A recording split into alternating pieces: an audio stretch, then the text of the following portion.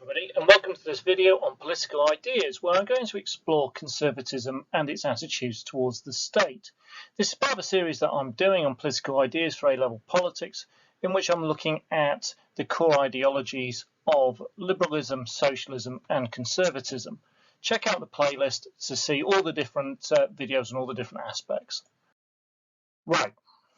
So a key concept in conservatism regarding the state is authority. Now, if we go all the way back to Hobbes, Hobbes talked about the need for formal authority, and he said without strong formal authority, then you get chaos.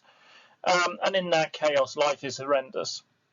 And he talks about the need for an autocratic state, but he also talks about the need for consent for those who are being ruled. Now, what Hobbes says, particularly in terms of this idea of an autocratic, really authoritarian state, goes a little bit further than what most conservatives would want. It does establish this key notion about this need for liberty to exist. There has to be a strong state presence, and for conservatives, the state precedes society. So before the state, there's just chaos. With the state, which has formal authority and can maintain law and order, then you start to gain a semblance of society, and in that society, then you can start to establish liberty. Law and order, therefore, is an absolute cornerstone of any conservative state, and conservatives' beliefs about human nature and its imperfection and all the potential problems that people will cause if gone unchecked ensures a need for the belief in a strong, firm state that will maintain discipline amongst the people. And therefore, if you have conservative politicians, in terms of conservatives in ideology, in this country or in others, they are likely to stand for strong action in terms of judges and strong powers for police and just strong powers for the military in terms of security. Now, another interesting idea about the state from conservatives is the idea of it being organic, and a lot of this comes from the writings of Burke. And there are some really interesting bits in here when we mix it all together and we look at different countries. So according to conservatives, the state develops organically over time rather than being created at a given moment through rational discussion. Now, that makes a lot of sense in terms of looking at conservatism in the UK. It makes slightly less sense if you look at conservatism in places like the US, where there was a given moment where there was a rational discussion and a constitution was formed. So they say the state should emerge kind of based on evidence and what's needed by people at given moments in time. And so, for example, in this country, conservatives will resist liberal demands for a codified constitution, and they will prefer the state to remain organic and able to adapt and free to change as it needs to. Now, that makes sense in terms of UK conservatism, but maybe less so if you look at conservatism in places like the United States of America, where there is a codified constitution that's been laid down, and the conservatives will very strongly defend it. So where this tends to come from is that conservatives will tend to be committed to tradition, and therefore they are more likely to support whatever system is already in place. So in America, the conservatives will support and stand by the Constitution very, very strongly. Whilst obviously in the UK, they would resist the creation of a similar constitution because it's not something that the UK traditionally has. So you have this seeming conflict between conservatives in the UK and conservatives in the US, but it's not really a conflict because what they're resisting in conservatism is change to the state. They don't want radical change. So once that state is established, they will want it to maintain the systems that it has in place. Very interestingly, Burke himself backed the American Revolution, but then his most famous work was his book that attacked the French Revolution and the state that it created. So we have got some interesting connections there. Another element of the state when it comes to conservatism is the idea of a ruling elite. So traditionally, conservatism supports the right of the elite to rule the country, and they embrace hierarchy in the state and the idea of aristocratic rule and hereditary powers over democracy. So conservatives traditionally will support the monarchy and then the House of Lords over the House of Commons. and resisted calls for greater and greater democracy. Though that in some stages it was Conservative governments that brought in reform, but that might have been reform to preserve rather than reform to radically change. Now, with this idea of a ruling elite, in Conservative thinking, they talk about this idea of an elite being born to rule. Now, you might think a lot of this stuff seems really, really old-fashioned and really potentially out of date in modern democratic societies, but actually, if you look at it a bit more closely, 9 out of the last 12 Conservative prime ministers went to top public schools. I think 5 of them went to Eton, and then we've got Harrow and Rugby. So these really, really expensive private schools that only the very elite can afford to go to.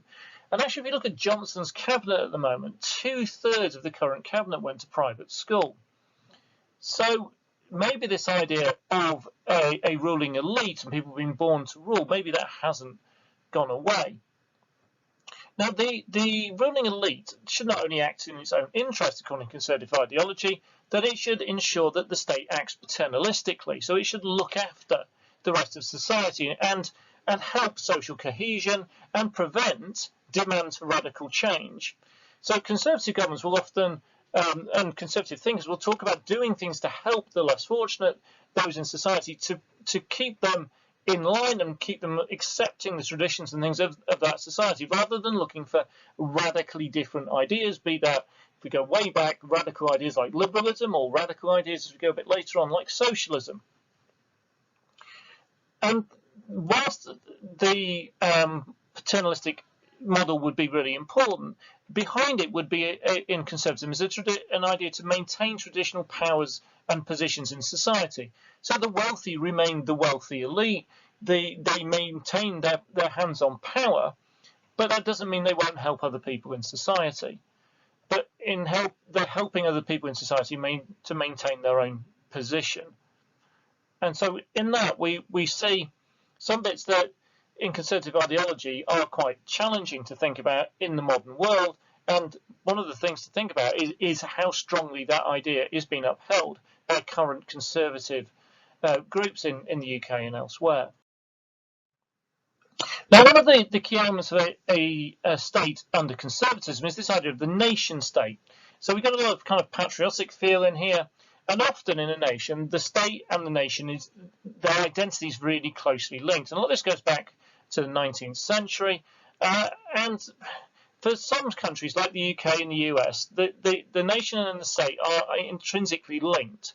So a lot of national pride in the UK will be around the monarch. A lot of the focus in the US will be around the president. It'll be about the constitution. In the UK, it'll be like institutions like Parliament. And they will be seen as symbols of being British or being American. In Europe, the things are slightly different in terms of the ideas of the nation state, because in places like Germany and Italy, the belief is the nation existed before the state did. So, for example, Germany and Italy have both become kind of formal states around 1870. And whilst as nations, they believe that they existed well before political union. Now, this possibly explains differences in the UK to places like Germany and Italy when it comes to close to European political union, because the German and the Italian nationality or nationalism is not linked up in the same way to their political institutions as it is in the UK, and possibly rather understandably as well due to the history of the different countries going through the 20th century.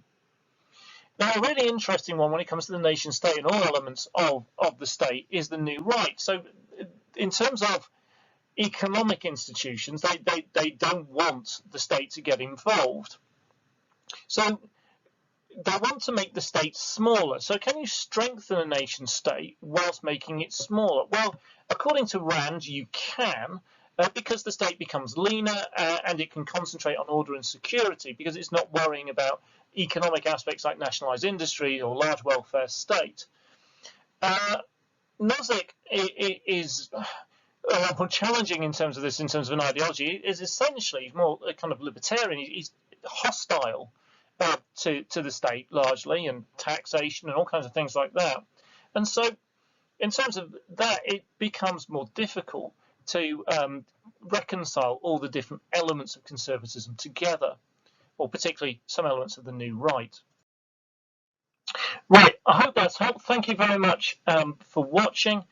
Please remember to like the video, to leave me any comments, and please subscribe to my channel, Alan History Nerd. There's loads of stuff on there. If you're doing history or you're doing politics, there's lots and lots of stuff to help you with different courses, different pieces of history, different elements of politics. So I hope that's all going to prove useful to you, and I'll speak to you all again very soon. Thank you very much.